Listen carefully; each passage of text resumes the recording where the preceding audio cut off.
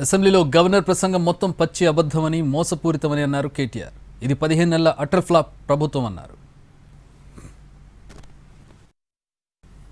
ఆ 420 హామీలు 6 గ్యారంటీల గురించి ఏమైనా కొత్త విషయాలు చెబుతారేమో, లేదా గత 15 నెలల పేలవమైన అట్టర్ ఫ్లాప్ పరిపాలన ఏదైతే ఉందో దాని గురించి ఏమైనా ప్రాయశ్చిత్తం చేసుకునే విధంగా ప్రసంగం ఉంటుందేమో గవర్నర్ గారిదని చెప్పి మేమందరం కూడా భావించినాం, ఆశించినాం.